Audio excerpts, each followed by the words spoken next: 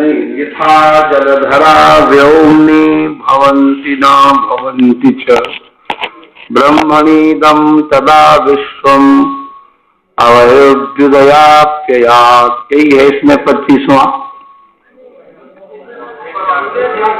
तो ये तो 24वां है, तो एक नंबर कहां से घट बढ़ गया भैया? ये क्या कर रहे हो हेरा फेरी? तुम्हारे यहाँ वो 25वां है, तो यहाँ 24वां है। ये तो बड़ा गजब हो गया। अब हो गया सो हो गया, चलो तुम अपने हिसाब से पढ़ो लाला, पढ़ो।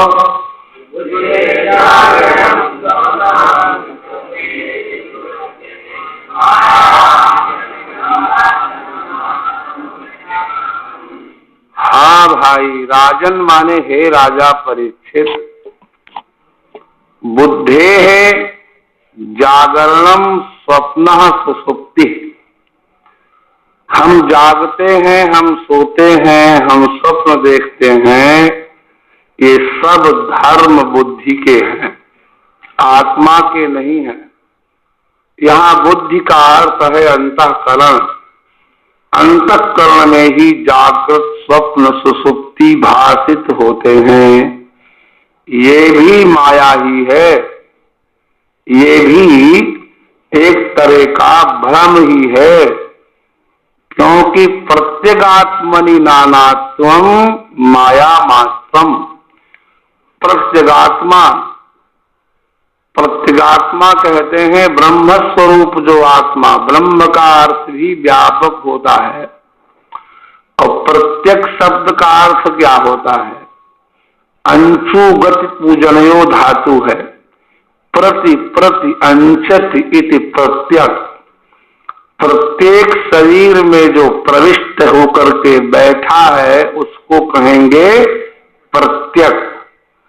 हर शरीर में प्रविष्ट है वह आत्मा, तो हर शरीर में प्रविष्ट है, इसका अर्थ हुआ वो व्यापक है। क्या है वो? जैसे तिलेषु तैलम यथा दुग्धे सर्पी, दुग्धस्य तादृशः कणः नान्वेष्टुम शक्यते यत्र सर्पिर्न स्यात्। दूध का ऐसा कोई बिंदु आप नहीं ढूंढ सकते जिसमें घी का अंश न हो। ढूंढ सकते हो? बोलो राधे राधे। तो जैसे दुग्ध में घृत व्याप्त है, क्या है घृत? हाँ, लेकिन प्रकट नहीं है। काष्ठ में अग्नि व्याप्त है, थोड़ा सा उत्तेजक मिल जाए सोई वो अग्नि प्रकट हो जाती है कि नहीं हो जाती है? काष्ठ के किस अंश में अग्नि नहीं है बताओ, उंगली रख के बता पाओगे? उसी का नाम है प्रत्यक्ष, जो हर अवयव में बैठा हो। तो प्रत्यगात्मा है, ये ब्रह्म स्वरूप आत्मा है। इसमें न तो सोना होता है, न स्वप्न होता है, और न जागरण होता है। ये तो सब माया मात्रम। क्या है भैया? ये माया माने खेल है। ये तो राधे राधे। क्या है ये? जादूगरी। जादू देखा कि नहीं कभी? वो आता है तुम्हारे गांव में डुगडुगिया बजाते हुए। डुगडुगिया जानते हो? डमरू। और तमाम लड़के खड़े हो गए आके, उसने अपनी पल्ली बिछा दी। पल्ली नहीं समझे क्या? दरी चाजम जो उसके पास था, और उसी पे अपनी झोली में से एक खोपड़िया निकाल के धर दी, कुछ कौड़ी रख दी, कुछ सींग रख दिए, कुछ सेही के दांत रख दिए, तमाम उसने जुगाड़ बनाया, समझे? और फिर डमरू बजाया और बोला बच्चा लोग बजाओ ताली। तो बच्चों ने ताली बजाई। फिर उसने कहा देखो बच्चा, मेरे हाथों को देखो, इनमें कुछ है? बच्चा क्या बोलेंगे? कुछ नहीं है। सबके सामने मुट्ठी बांधिए और 4 बार घुमाया चुर्रैत उठो डंक त्रिछंटिका हो गर्रन की प्यान गुरु की भक्ति मंत्र की शक्ति या काली कलकत्ते वाली तेरा बदन न जाए खाली चुर्रैत। और जो ही चुर्रैत किया और यूं खोला मुट्ठी तो दोनों में 1-1 रुपया निकल आया। क्या निकल आया? ऐसा जादू देखा कि नहीं कभी? अगर रुपया सच्चा है कि झूठा?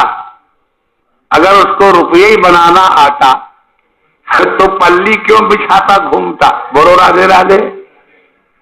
जैसे जादूगर क्या नाना प्रकार के जादू दिखाता है, सोई सोई भाव दिखावई आपुन होई न सोई।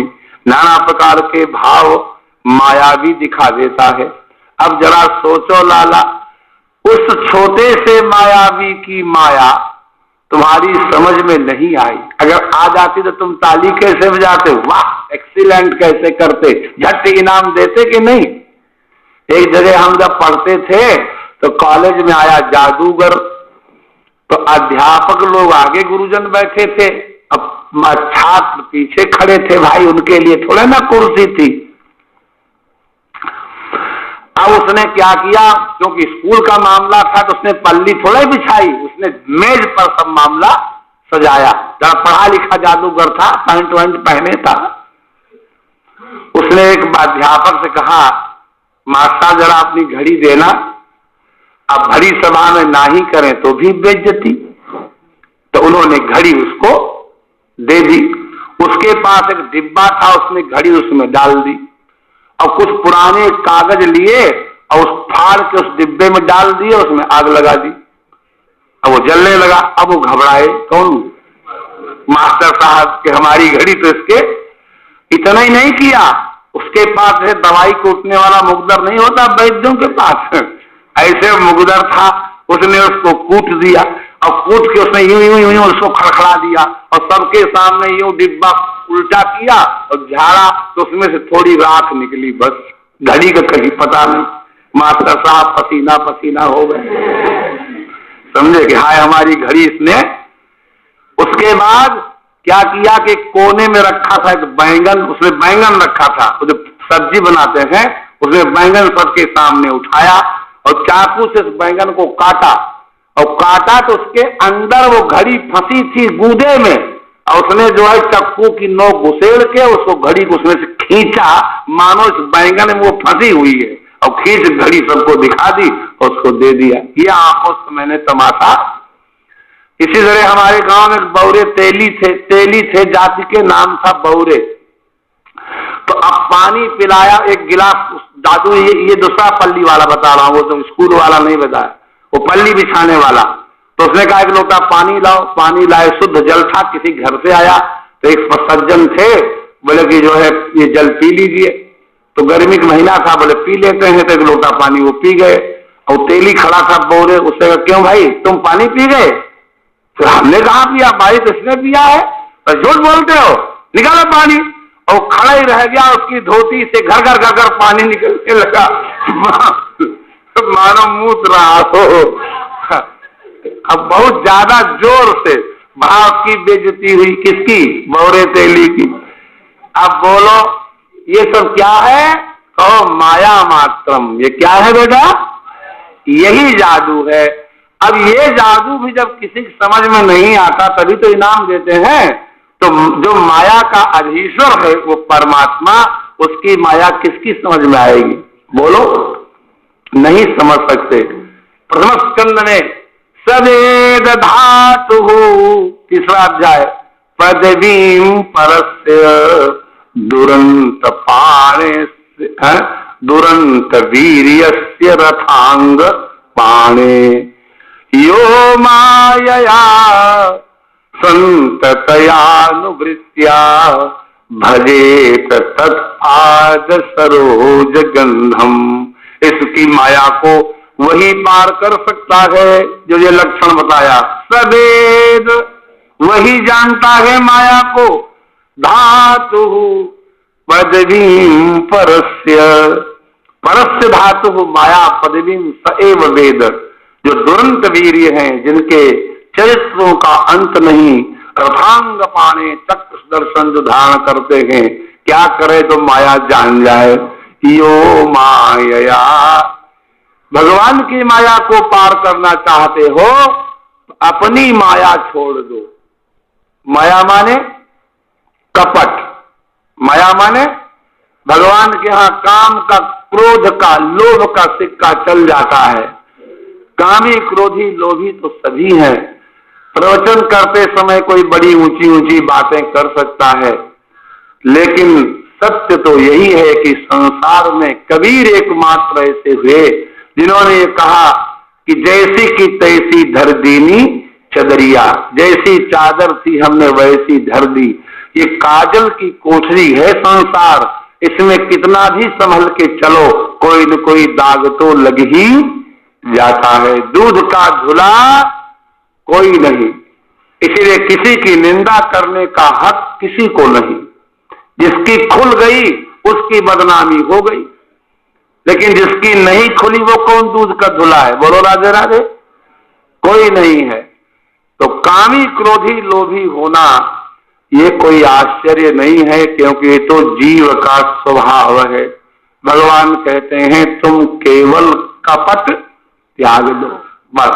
धर्म प्रोज्झित कैतवोत्र परमो निर्मत्सराणाम, सत्य शर्त यह है कि प्रोज्झित कैतव हो जाओ, कैतव मत रखो। कैतव माने कपट, छल, माया।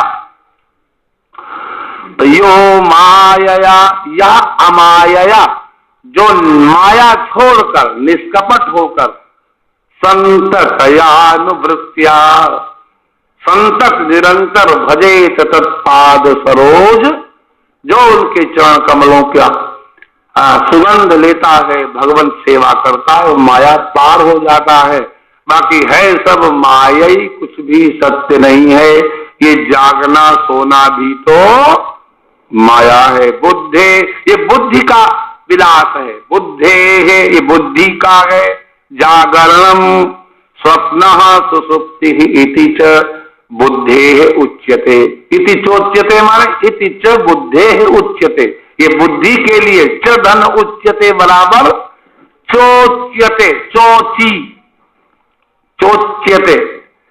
इदम माया मात्रम, ये माया मात्र है, आभास मात्र है। हे राजन, प्रत्यगात्मनि नानात्वम, प्रत्यगात्मा में भला भेद कहां हो सकता? नानात्वम माने भेद, और भ्रम कहां हो सकता है?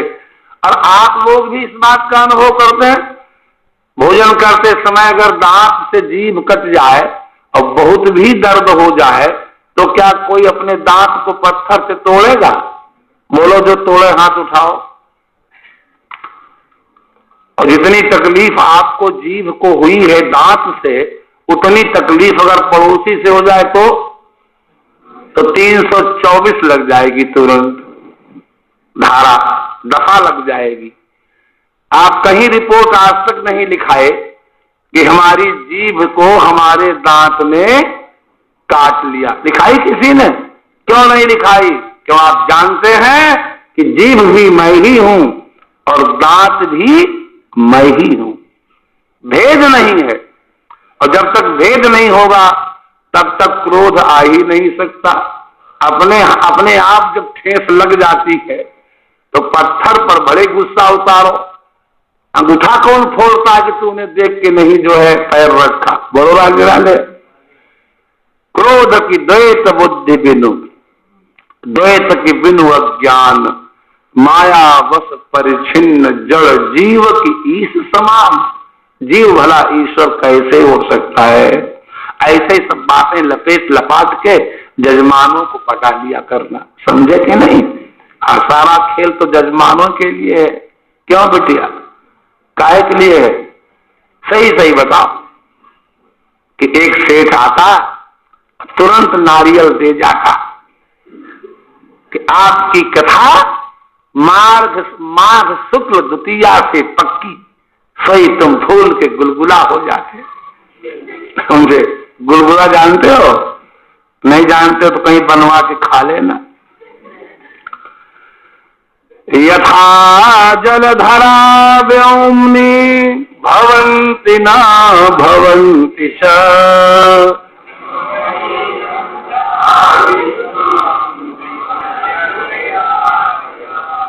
ये सारा का सारा विश्व प्रलय और उत्पत्ति से ग्रसित है ना भैया, इसमें कोई संदेह नहीं।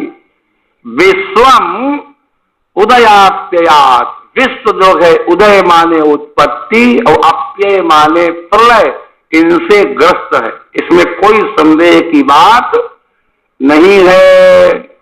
इसलिए ब्रह्मणि, ब्रह्म में जो ये उत्पत्ति, देखो कार्य कारण भाव आदि ब्रह्म में जो प्रतीत होते हैं वह भी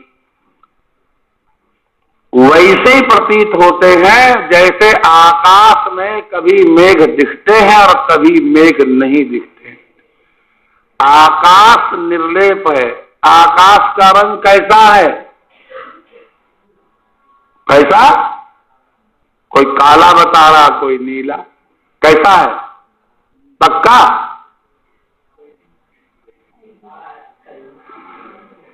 आकाशः प्रथम दृष्ट्या भ्रमतया नीलः प्रतीयते किंतु आकाशः निर्गुणः। आकाश में कोई रूप नहीं होता, यहां भी तो आकाश है, इतनी दूर है वो कि अंधकार के कारण आपको नीला सा दिखता है। कोई छतरी थोड़े नीली जो तनी हुई है। प्रथम दृष्टि में आकाश नील प्रतीत होता है किंतु विचार दृष्टिया गगनम शून्यम अस्ति। गगन कैसा है? शून्य ही है। उसका गुण नैयायिकों की दृष्टि में शब्द है। आकाश का गुण क्या है? शब्द है, क्योंकि शब्द बिना आकाश के नहीं रह सकता। शब्द गुणकम आकाशम, नैयायिका नाम इदम मतम। किंतु अगर ब्रह्मवत मान लिया जाए आकाश को, तो आकाश तो निर्लेप है। क्या है? निर्गुण है, नीरजस्क है। कितनी भी धूल उड़े, वो जो नीलिमा है। कभी हवाई जहाज चढ़े हो कि नहीं? एक भी नहीं चढ़ा? हाँ, आप चढ़े हैं ना? तो जेठ के महीने में जब आप हवाई जहाज में चढ़ते हैं तो जेठ के महीने में इधर बड़ी धूल सी छाई रहती है, मतलब नील गगन नहीं दिखता। और जब वायुयान उसके ऊपर चला जाता है तो नीचे वो धूल की छतरी रह जाती है, वो नील गगन ऊपर दिखाई पड़ता है। अनुभव किया कि नहीं? ये मेघ जो यहाँ दिखते हैं आपको, जब आपका प्लेन इस मेघों के ऊपर चला जाता है तो ऊपर जो ये बिल्कुल हिमालय की तरह उठे हुए शिखर दिखते हैं।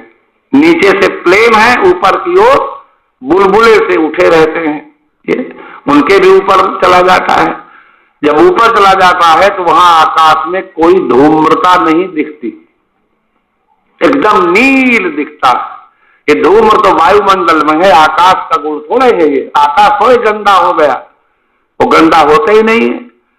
तो व्योम्नि, व्योम्नि का अर्थ है गगने, आकाश में। यथा जलधरा भवन्ति च और न भवन्ति च, कभी मेघ होते हैं और कभी नहीं होते हैं। ऐसे ही इदम ब्रह्मणि विश्वम, उसी तरह ब्रह्म में ये विश्व कभी दिखता है और कभी नहीं दिखता है।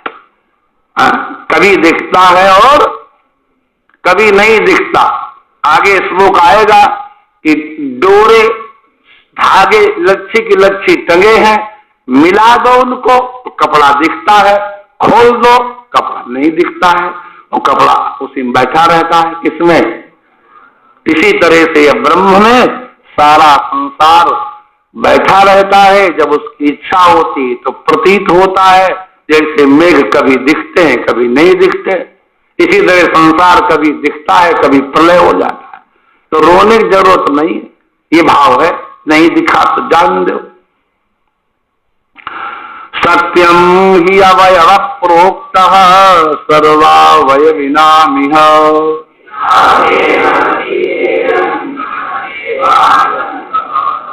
सर्व अवयविनाम, जितने अवयवी हैं संसार में उनका अवयव सत्य प्रोक्ता, सत्यम प्रोक्ता, उनके अवयव सत्य होते हैं। सत्य माने वह विद्यमान रहते हैं।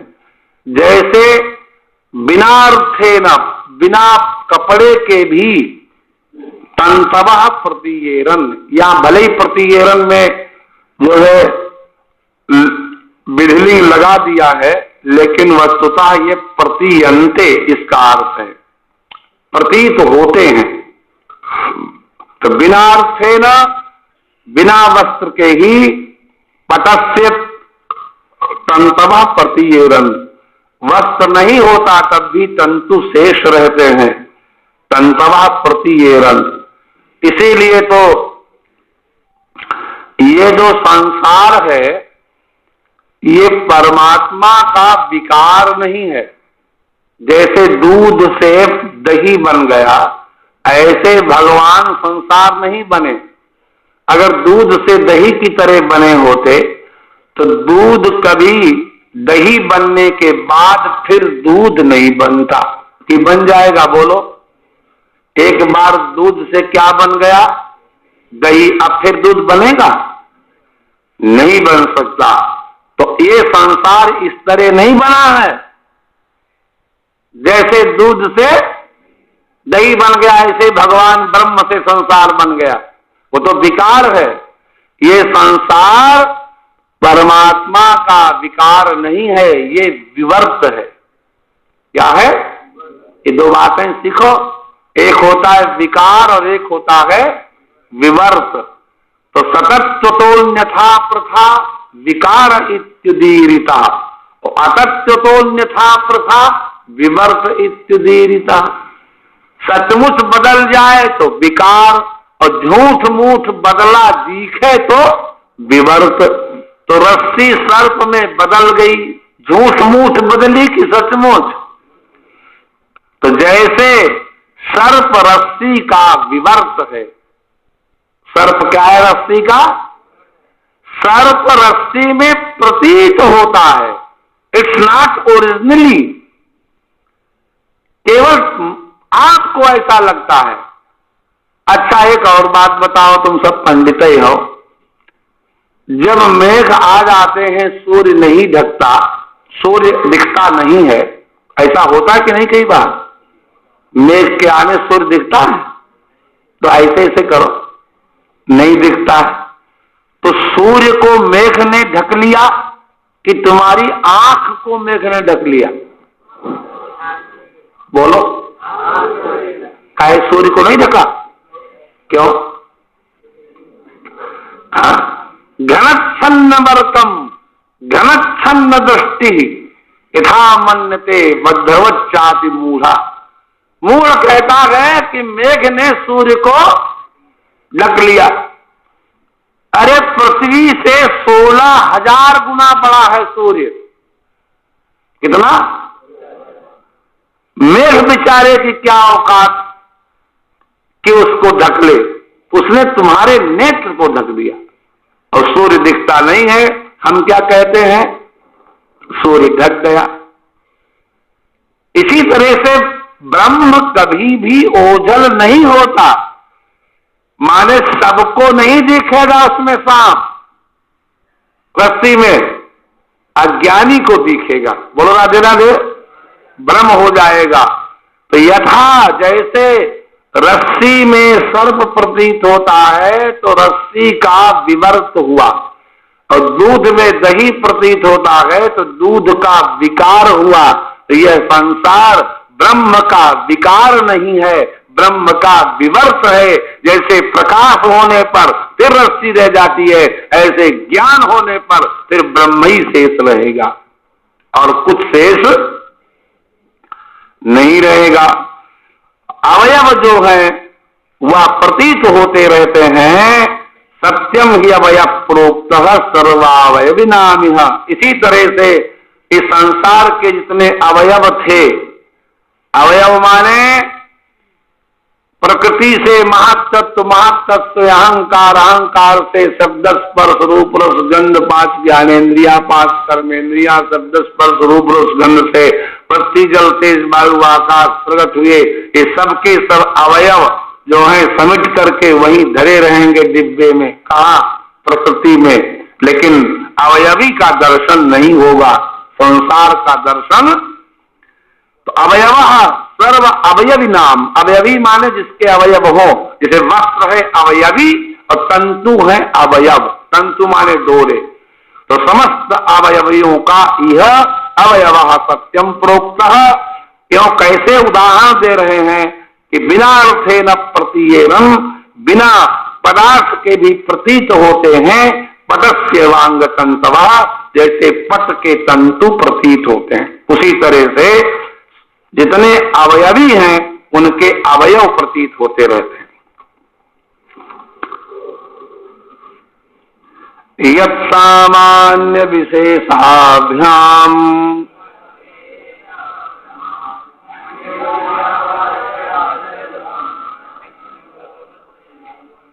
और जो एक कार्य कारण भाव दिखाई पड़ता है, यह भी वस्तुतः असत्य ही है। क्यों असत्य है?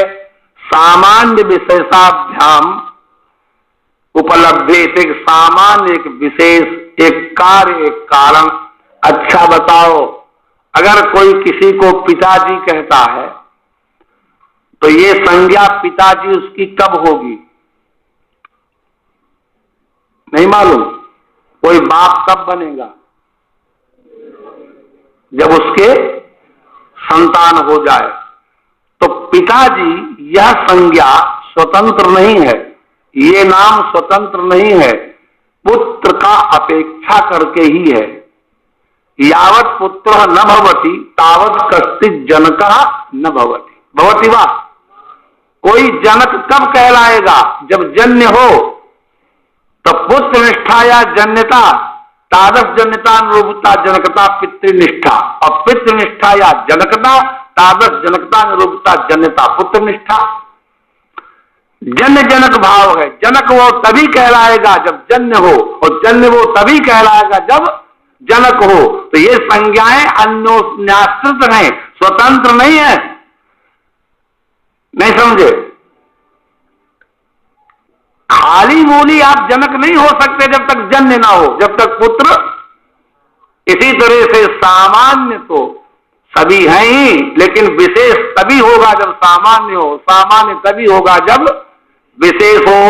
जब गाय होगी पहले, तभी तो काली गाय होगी कि काली गाय गोश्त छोड़ दो, काली ले आओ, ले आओगे?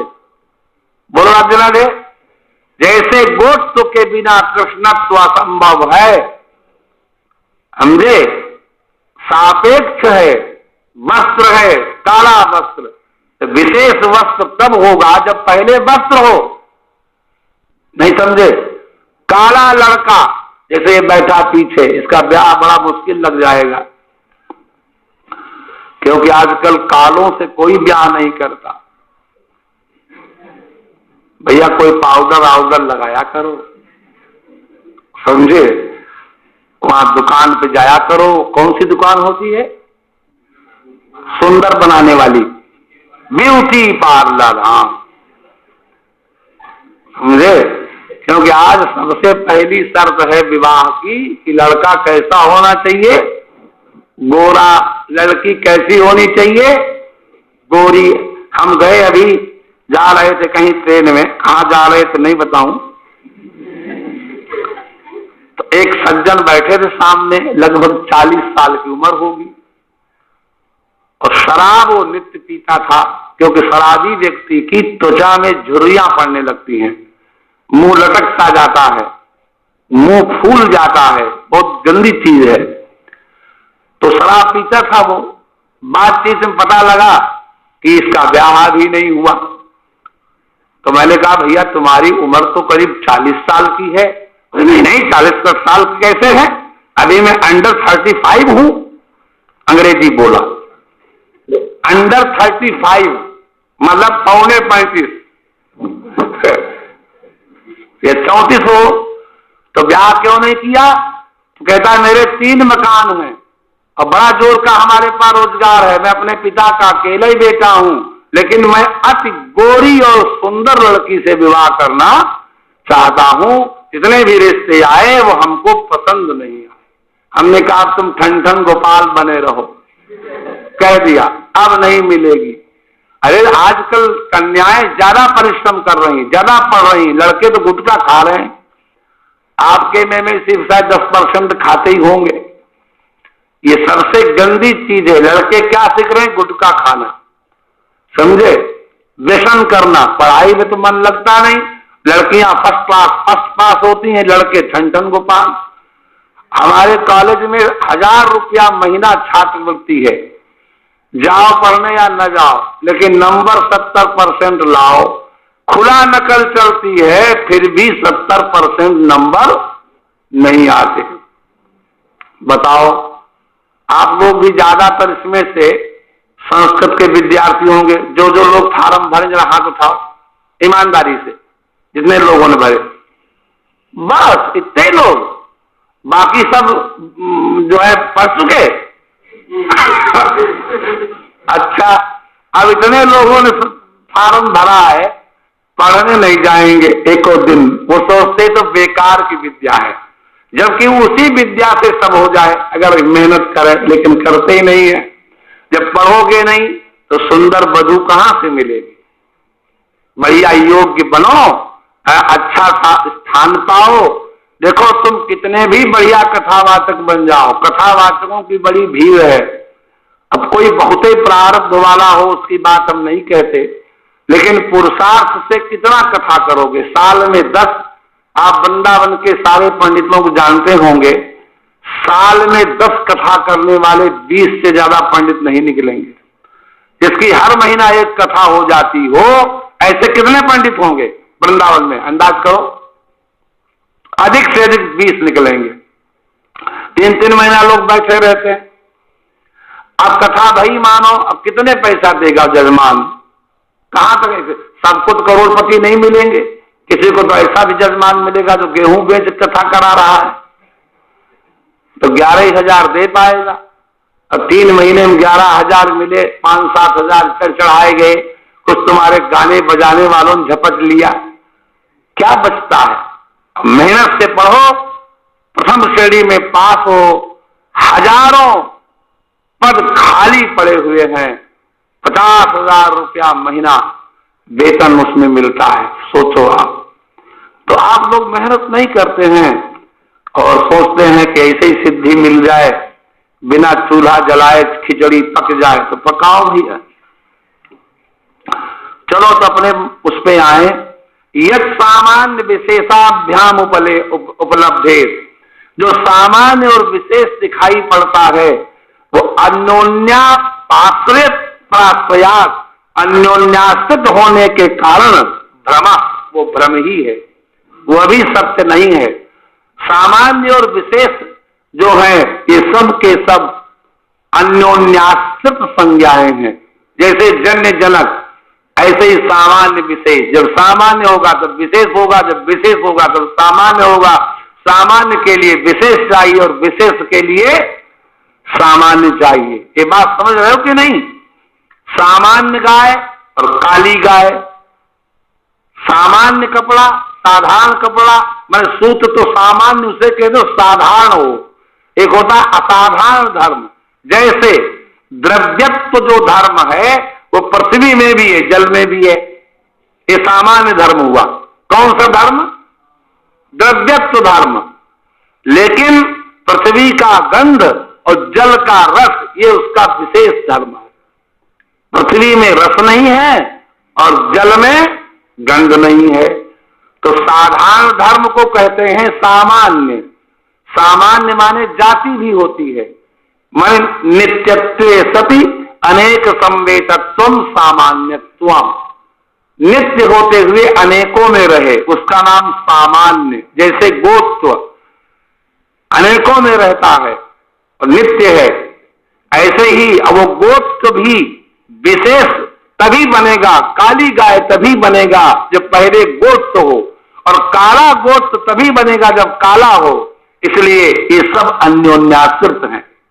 उसी काले पर तो बात चल गई थी, काला लड़का, पहले लड़का हो फिर बाद में काला लड़का हो, लड़का ही ना हो तो काला कहां से आएगा? बोलो राधे राधे। तो पुत्र हुआ सामान्य और श्याम पुत्र हुआ विशेष। दशरथ जी के 4 लड़के थे, एक गोरा और एक सांवला, श्याम गौर। किमि कहूं गिरा अनयन, यही बात है, यही बात, श्याम गौर। तो श्यामला, श्यामला रंग बच्चा चिंता न करना पक्का होता है। गोरे के एक वो हो जाए दाना, क्या कहते हैं उनको, वो दाने होने तमाम हो जाते हैं, मुहासा। अति गोरे आदमी के मुंह में अगर हो जाए तो 1 किलोमीटर से चमके, काला काला। अब काले आदमी के 200 मुहासे हो जाए तो भी उसके रंग पर कोई फर्क पड़ने वाला, तो सब रंग कच्चे और समरिया रंग बात पक्का बनाओ। तो सामान्य विशेष से भैया आद्यंतवत अवस्तु यत्, यत् आद्यंतवत, जिसकी उत्पत्ति और जिसका प्रलय होता है, आदि और अंत जिसका होता है, तत् अवस्तु, वो तो वस्तु है ही नहीं, वो तो असत्य ही है। जिसका आदि अंत दिखाई पड़ता है वह सत्य नहीं हो सकता। तो यत् आद्यंतवत तत् अवस्तु, जो आदि और अंत वाला है वो अवस्तु है। सर्वम, सर्वम माने सारा का सारा अवस्तु है। और अन्योन्याश्रयात्, परस्पर में अपेक्षा होने के कारण यह सामान्य विशेषाभ्याम उपलब्धित, जो सामान्य और विशेष के रूप में प्रतीत होता है, सब भ्रम, वह भी भ्रम है। विकारः ख्यायमानोऽपि,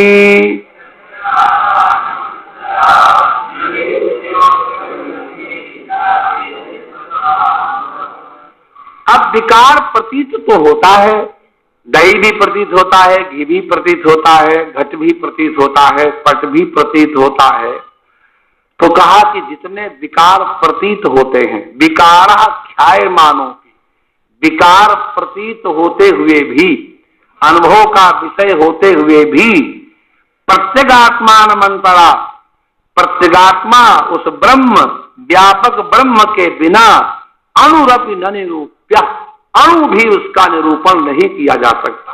जितना विकार दिखता है वह सब प्रत्यगात्मा के कारण ही दिखता है। ब्रह्म न होता तो कुछ नहीं दिखता। इसी को अन्वय व्यतिरेक कहा गया है, समझे। पहले ही श्लोक में, जो भागवत जी का पहला श्लोक है, इतरता, इतरता माने व्यतिरेक है, अन्वयात और इतरता, जन्मादि अस्य यतः, ये ब्रह्म सूत्र का ही सूत्र है। पहला सूत्र है ब्रह्म सूत्र का, जन्माद्यस्य यतः, या अथातो ब्रह्म जिज्ञासा तो हो गया, फिर जब उसको चालू किया तो क्या किया, जन्माद्यस्य यतः, वही इसमें दिया, जन्माद्यस्य यतः। जो ब्रह्म सूत्र है प्रारंभ विषय का, अथातो ब्रह्म जिज्ञासा, एक क्या कहेंगे, प्रसंग बनाया, क्रम, हम क्या कहना चाहते हैं। तो हम ब्रह्म के बारे में विचार करना चाहते हैं। ब्रह्म क्या है, तो जन्माद्यस्य यतः, ये सूत्र है ब्रह्म सूत्र, वही भागवत का पहला वाक्य है। अस्य, जन्माद्यस्य का अर्थ क्या है, जन्मादि अस्य, अस्य माने अस्य प्रपंचस्य, ये संसार दिखाई पड़ रहा है, अस्य जन्मादि, इसका जन्म आदि। तो आदि माने क्या लोगे, पालन और प्रलय। तो इसका जन्म आदि यतः, जिससे होता, जिस परमात्मा से होता है, जन्माद्यस्य यतः। कैसे, तो क्या बढ़िया बताया, अन्वयात और इतरता, वही यहां लिखा है, वही बता रहे हैं कि प्रत्यगात्मान मंतरा न निरूप्योऽप्यनुरपि, अन्वयात और इतरता का अर्थ समझ लीजिए। यत्र यत्र मृत्पिंडम तत्र तत्र घटा, जहां जहां मिट्टी का पिंड होगा वहीं घड़ा बनेगा। सहमत हो कि नहीं। यत्र मृत्पिंडम नास्ति तत्र घटोपि, तो जहां जहां मिट्टी है वहां वहां घड़ा है, ये हुआ अन्वय। और जहां मिट्टी नहीं है वहां घड़ा नहीं है, ये हुआ व्यतिरेक। अन्वयात और इतरता, अन्वयात और इतर माने व्यतिरेक से। तो अन्वय का लक्षण क्या है? तत्सत्वे तत्सत्वम अन्वया, और तद अभावे तद अभावो व्यतिरेका। जिसके न होने पर जो न हो उसको कहेंगे व्यतिरेक, और जिसके होने पर जो हो उसको कहेंगे अन्वय। तो सारा संसार उस परमात्मा से जन्मादि अस्य यतः, उस परमात्मा से इस संसार का जन्मादि हुआ है। बोले कैसे? बोले अन्वय और व्यतिरेक से सिद्ध है ये बात। दूध नाए होएगो तो घड़ा दही बनेगो ही ना है, बोलो राधे राधे, कि बन जाएगो। तो बहू बेटा नाए होएगो तो पोता मिलेगो खिलाएगे को? नहीं मिलेगो। पहले कारण चाहिए। तो सारे संसार का अभिन्न निमित्तोपादान कारण वो ब्रह्म है। अभिन्न निमित्तोपादान क्यों कहा बेटा? क्योंकि घड़ा बनाने के लिए कुम्हार चाहिए, चाक चाहिए, मिट्टी चाहिए, लेकिन परमात्मा जब बनाता है संसार को तो चुर्रेट करता है। क्या करता है? हाँ, मकड़ी नहीं जानते हो? तो जाला बनाती है तो सूत कहां से लाती है? बोलो राधे राधे। और ऐसा खटकोण बनाती है महाराज कि आप पैमाना से भी बनाए तो शायद टेढ़ा मेढ़ा हो जाए, लेकिन मकड़ी अगर मूड में आ जाए और बढ़िया जाला बना दे तो महाराज कोई कारीगर इतने महीन धागे से नहीं बना सकता। तो जैसे, अच्छा बनाती क्यों है जानते हो? मकड़ी जाला क्यों बनाती है? हाँ, देखिए कितनी बुद्धिमती है। छोटे छोटे कीड़े आएंगे, उस जाल में फंस जाएंगे और मकड़ी मैया उनको राधे राधे कर जाएगी। और उसके बाद एक रहस्य और सुन लो, फिर वो जाले को भी निगल जाती है और निगल के फुर्र जाके सो जाती है कोप भवन में।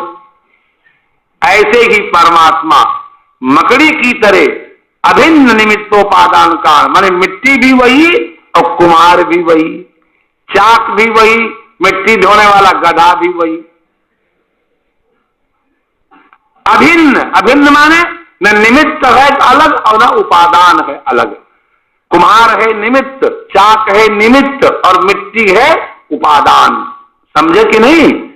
लेकिन संसार को बनाने के लिए वह ब्रह्म ही उपादान है और ब्रह्म ही निमित्त है, माने वही बनता है और वही बनाता है। जैसे मकड़ी ही बनती और मकड़ी ही बनाती है। जैसे जाल में फंसाने के बाद मकड़ी खा के निवृत्त हो जाती है, ऐसे परमात्मा इन जीवों के साथ क्रीड़ा करता है, कर्मों के फल देता रहता है। तुम कहोगे कि कर्म फल तो जीव को भोगना पड़ता है, ये दुखी सुखी होता है, बोले ये तो भ्रम है। बोले कैसे? अब देखो ईमानदारी से, अगर स्टेज पर किसी ड्रामा में चोर सिपाही का खेल हो रहा हो तो एक लड़का बनेगा चोर, एक बनेगा कोतवाल। बोलो, नहीं बनेगो? एक बनेगा न्यायाधीश और कोतवाल चोर पकड़ के लाएगा और कहा सरकार ये चोर पकड़ के लाया हूं, लगा उसके 20 कोड़े। वो पहले तय कर लेता है तो सारे कोड़े धीरे धीरे मारना। अगर सचमुच जोर से भी कोड़ा लग जाए तो क्या उसको अंदर से दुख होगा? बोलो राधे राधे। अमिताभ बच्चन की कुली नाम की पिक्चर जब शूट हो रही थी तो खलनायक का मुक्का ऐसी जगह लगा कि उनकी आंत फट गई और मरते मरते बचे अमिताभ। उसी दिन से अमिताभ बच्चन का जो स्वास्थ्य गिरा अभी तक पूर्णतया संभला नहीं है। लेकिन जिसने मुक्का मारा था उस पर उन्होंने मुकदमा नहीं किया क्योंकि वो नाटक का मुक्का था, लग गया धोखे से। समझे? उनको हृदय से दुख भी नहीं हुआ। तो नाटक में किया गया जो सुख दुख है वो दुख सुख नहीं होता। ऐसे ही ये संसार रंगमंच है। अब उसमें से कोई चोर सचमुच दुख समझ ले, उदाहरण के तौर पर अगर कोई लड़का लड़की वहां राधा कृष्ण बने या नल दमयंती बने और बाद में नाटक खत्म हो जाए तो लड़की अपने घर की बस पकड़ने लग जाए और लड़का कहे हाँ दमयंती, हाय मेरी पत्नी कहां गई और रोने लग जाए तो उसको लोग मूर्ख कहेंगे कि नहीं? बोलो राधे राधे। इसी तरह से जैसे नाटक का सुख दुख वस्तुता नहीं होता, ऐसे हम लोग अरे जब तक जिंदा चकाचक रहो और मर जाए तो नमस्कार करो। अच्छा हुआ रेल का डिब्बा जो समझ लेगा इस संसार को, धर्मशाला समझ लेगा, लॉजिंग हाउस और होटल समझ लेगा, उसको कभी दुख हो ही नहीं सकता, क्योंकि जो कुछ है सब परमात्मा का ही विलास है। इसलिए उस परमात्मा के बिना प्रत्यगात्मान मंतरा विकारा ख्याय मानोपी, संसार दिखता हुआ भी प्रतीत होता हुआ भी अणुरपि न निरूप्य, बिल्कुल नहीं है। और स्याच्चेत, और अगर कुछ प्रतीत भी होता है तो चित्त समः, तो चित्त के तरह है। बोले कैसे? वो आत्मवत, आत्म की तरह है, आत्मा ही की तरह वो भी चैतन्य है। जो प्रतीत हो रहा है वो भी आत्मवत ही उसको जानो। अगर आपको सचमुच संसार प्रतीत हो रहा हो तो चित्त सम जानो, चित्त माने उसको ज्ञान रूप ही जानो, आत्मा की तरह चिद ही मानो, उसको ज्ञान रूप ही मानो, उसमें भी कोई जड़ता आदि नहीं है ना भैया। चलो नहीं सत्यस्य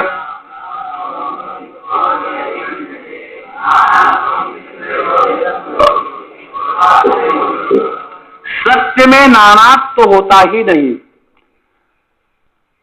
एक ही होता है। बार बार वही उदाहरण यहां आएंगे, आप कहोगे बार बार एक ही उदाहरण देते हैं। अब तो भी एक ही बात बार बार कही जा रही है तो उदाहरण कहां से लाए?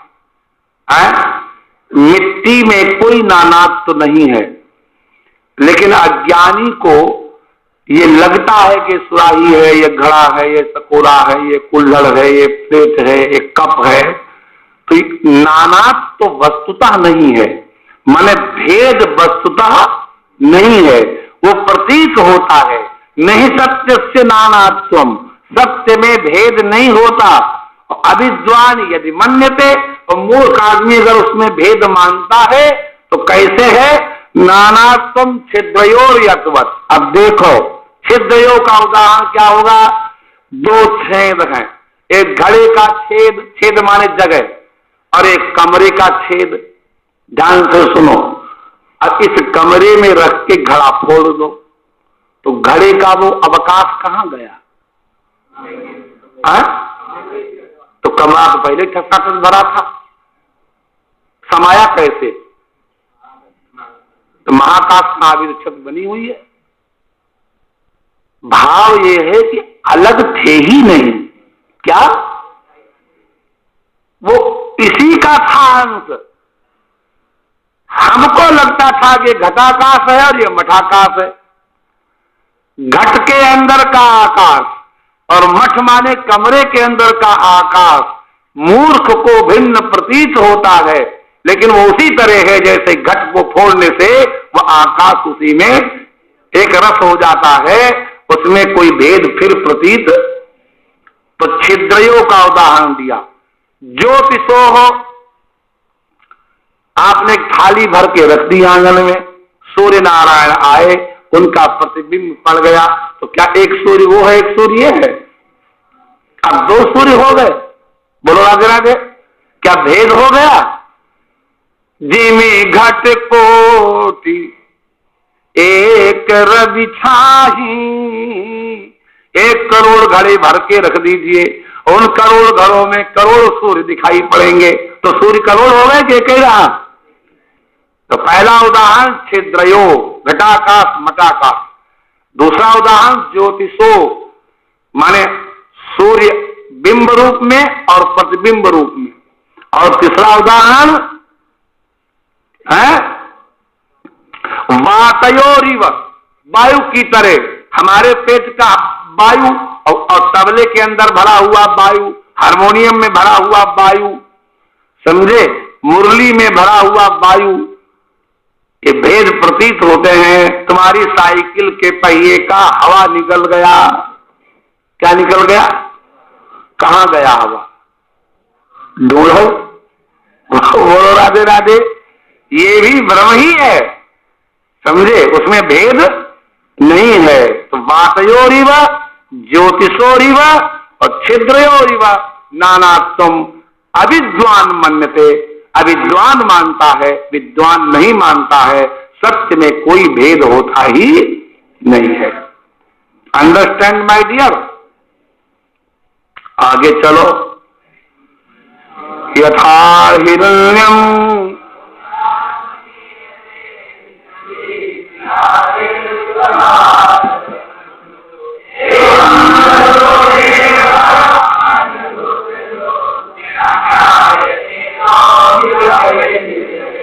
वही उदाहरण आ गया।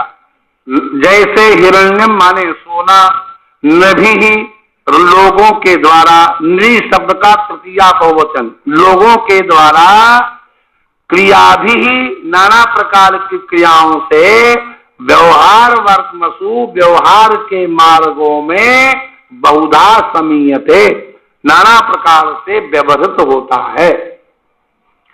एक ही सोने को तुमने कान में लटकाया, क्या नाम पड़ गया? और नाक में लटकाया तो, और हाथ में चूड़ी खनकेगी, बिंदिया चमकेगी। आगे किसी को नहीं याद? तब हो चुके कथावाचक। ये सब बातें भी याद करो, समझे भैया? लौकिक ज्ञान भी होना चाहिए। तो जब वो पैर में पहन लो तो पायल, कमर में पहन लो तो करधनी, हाथ में पहन लो तो कंगन, है ना? और कान में पहन लो तो कुंडल, और नाक में पहन लो तो नथुनी, और अंगूठी में, अंगुली में फंसा लो। बोलो राधे राधे। तो जैसे सोने को लोग क्रिया और व्यवहार के मार्गों में अनेक रूप में व्यवहार करते हैं, वही लिखा कि नहीं? यथा हिरण्यम, जैसे सोना, बहुधा समीयते, बहुत प्रकार से माना जाता है, व्यवहार किया जाता है। में भी लोगों के द्वारा क्रिया भी व्यवहार वर्तमसु, क्रियाओं के द्वारा, इसका काम है पैर में पहनना, इसका काम है। गोपियां बड़े बड़े कुंडल पहनती थी। गोप्या सुमृष्ट मणि कुंडल निष्क कंठ्या। सुखदेव भगवान क्या कम रसिक है? उनको गोपियों के कुंडल ही दिखाई पड़ रहे। चित्रांबरा लिखा कि नहीं लिखा? पति शिखा च्युत माल्य वर्षा, उनकी चोटी से फूल गिर रहे हैं। इतने बनाई तृप्ति भाई योगी की। तो नंदालयम सबलया, कंकड़ खनखनाते हुए भगवान देख रहे हैं। धीरे सुखदेव भगवान कंगन भी पहने हैं। ब्रजतीर विरोजुहु व्यालोल कुंडल, व्यालो आजकल जो माताएं पहनती हैं कुंडल, तो कानों में बटन जैसे ला लेती। अरे गोपियां पहनती थी, लटकते थे, ऐसे करो तो बिजली सी चमके। बोलो राधे राधे। तो व्यालोल कुंडल पयोधर हार शोभा, लिखा है कि नहीं? कहां का श्लोक है? हे भगवान, दशम स्कंद में पूतना मोक्ष का श्लोक है ये, समझे? जब नंदोत्सव हो गया, समझे, चौथे अध्याय में हुआ है नंदोत्सव, तो 5वें में पूतना मैया आई है, तो उसका है ये। जब गई है पूतना अम्मा आई है, तो सब गोपियां भी वहां इकट्ठी हुई हैं। तो वहां पर नाना प्रकार के आभूषण वस्त्रों का वर्णन सुखदेव भगवान ने किया है, लेकिन सचमुच वो सुवर्ण ही है और कुछ भी। एवं माने इसी प्रकार भगवान अघोक्षज, एक भगवान का नाम है अघोक्षज। चतुर्थ स्कंद में ध्रुव जी के लिए सुनीति माता ने कहा था, आराधया अघोक्षज पाद पद्मम। अघोक्षज माने क्या होता है? कोई बता सकते हो अर्थ? What is the real meaning of Adhokshaja? देखो, दो शब्द है, आध, तीन शब्द है, आधा, अच्छा और जा, तीन शब्द हैं। इसमें कितने शब्द हैं? तीन, आधा, अच्छा और जा। अक्षम इंद्रियम, अक्षम द्वारा जो सुख पाया जाता है वह इंद्रिय जन्य सुख है। अधा माने नीचे, तो अधकृतम अक्षम यैस्ते, जिन लोगों ने अपनी इंद्रियों को दबा दिया अर्थात जीत लिया अर्थात नीचे कर दिया। अधोक्ष का हुआ जितेंद्रिय, क्या हुआ? अधः अक्षम यस्य इति अधोक्षः, क्या हो गया वो? अधोक्ष। अधा माने नीचे दबा दिया है इंद्रियों को जिसने, तो अधकृतम अक्षम यैस्ते अधोक्षा, बहुवचन करो, एक वचन, ये न सह अधोक्ष। अधकृतम अक्षम ये न सह अधोक्ष मान जितेंद्रिय, क्या अर्थ निकला? और उसके द्वारा तेन, उस जितेंद्रिय के द्वारा, जायते प्रत्यक्षी क्रियते दृष्टि विषयी क्रियते असौ अधोक्षजा, उस जितेंद्रिय के द्वारा जो अपने दृष्टि का विषय बनाया जाए, दर्शन किया जाए, ऐसे परमात्मा का नाम अधोक्षज है। जितेंद्रिय महापुरुष ही उसका दर्शन कर सकते हैं, अधोक्षज। तो उन अधोक्षज भगवान को नाना प्रकार के वचनों से लोग व्याख्या करते हैं। कोई लौकिक है और कोई वैदिक है। वेद वाला कैसे कहेगा? सहस्र रेखा पुरुषा, उसके 1000 सिर हैं। सहस्राक्षा, उसकी 1000 आंखें हैं। सहस्रपाद। अब वेद भगवान को क्या हो गया है? वेद भगवान कह रहे हैं उनके 1000 सिर हैं। क्या? तो जिसके 1000 सिर हो उसके कम से कम 2000 आंखें होनी चाहिए कि नहीं? बोलो ना। वो तो कहते हैं 1000 सिर हैं, 1000 आंखें हैं, तो क्या भगवान काना है कि एक आंख वाला है? अब वैदिक लोग इस तरह से परमात्मा का निरूपण कर रहे हैं कि 1000 सिर वाला है।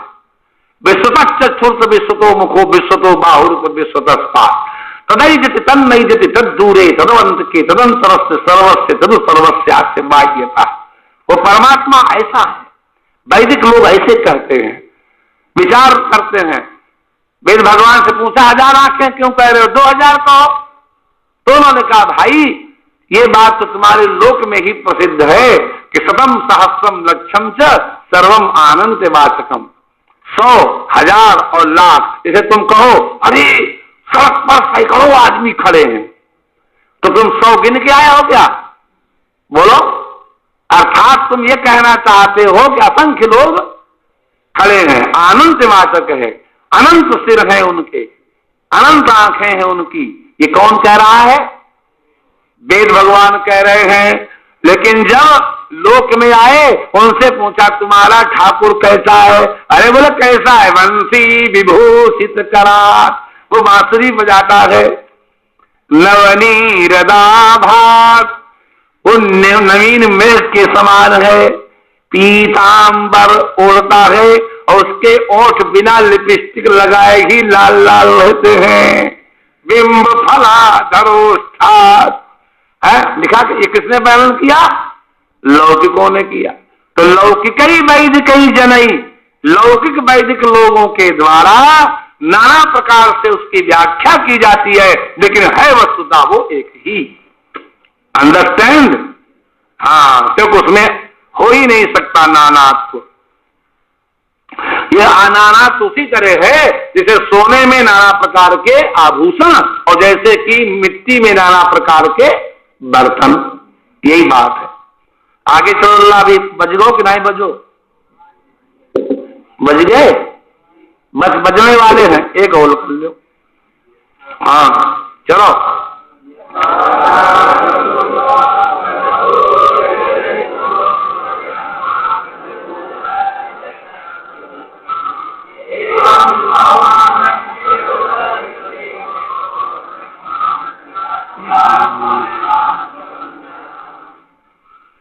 अब अच्छा बताओ, आपने सुना होगा जेठ में जितनी ज्यादा धूप लू चलती है उतने सावन में ज्यादा पानी बरसता है। ये बात सुनिए बड़े बूढ़ों के मुंह से। तो इसका मतलब है मेघ जो है वो सूर्यजन्य है। क्या? सूर्य न होगा तो कभी मेघ नहीं बरसेगा।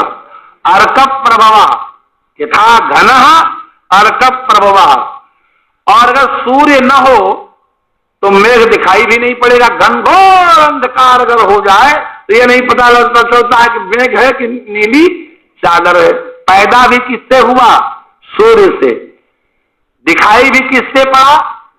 सूर्य से। और देखा किसने? अर्कांश भूत से चक्षुषा, सूर्य का ही अंश है ये नेत्र, उसने उसको देखा। तो सब सूर्य हुआ कि और कुछ हुआ? बोलो राधे राधे। नहीं समझे बात? सूर्य से मेघ प्रकट हुआ, सूर्य के प्रकाश में दिखाई पड़ा, सूर्य के अंश नेत्र ने उसको देखा। समझे? चक्षुषस तमः। अब अंधकार जो दिखता है वो सूर्य से उसका कोई लेना देना नहीं है। एवं तु अहम ब्रह्म गुण तदीक्षितो ब्रह्मां सकस्यात्मन आत्मबंधना। इसी तरह से अहम जो भाव है, मैं हूं, तो तुम कौन हो? ब्रह्म से ही उत्पन्न हुए हो। ब्रह्म के ज्ञान से ही अपने कहते हो मैं हूं, और फिर भी ये कहते हो कि मैं बंध हूं, मैं इसका पिता हूं, इसका पुत्र हूं, ये हमारा घर है, मैं यहाँ का नेता हूं, ये हमारा आश्रम है। ये सारा का सारा बंधन ज्ञानजन्य ही है, उसमें थोड़ा ज्ञान मिला हुआ है। अगर बिल्कुल ही पत्थर हो कोई, तो पत्थर किसी कहेगा कि हम अमुक हैं, ये हमारा ये है? नहीं है। ब्रह्म गुण, ब्रह्म का ही ये गुण है, उसी से द्वारा इच्छित है। ब्रह्मांश से, ब्रह्म के अंश आत्मा के द्वारा ही आत्मबंधन अनुभूत होता है। तमः भी वही है और प्रकाश, पहले प्रकाश का उदाहरण दिया और फिर अंधकार का उदाहरण दिया। नहीं समझे? हाँ, प्रकाश का उदाहरण क्या है कि मेघ सूर्य प्रभु जन्य है, सूर्य के प्रकाश में सूर्यांश चक्षुष दिखता है। एवं माने इसी प्रकार से अहंकार रूप जो तम है वो ब्रह्म से ही प्रकट है, ब्रह्म के प्रकाश में उसको देखते हैं। ब्रह्म का ही अंश जो आत्मा है, ईश्वर अंश जीव अविनाशी, वही अपने में बंधन का अनुभव करता है। वस्तुतः ब्रह्म से भिन्न कुछ भी नहीं है। 31 हो गए, अब कल तो शायद आप लोग छुट्टी करोगे हैं। कल क्या है? हाँ, तो ये परंपरा यहाँ चल रही है, हम तोड़ेंगे तो गड़बड़ होगा, मुझे हमें तो कहीं नहीं जाना है। समझे? तो चलो कृष्णाय वासुदेवाय करो।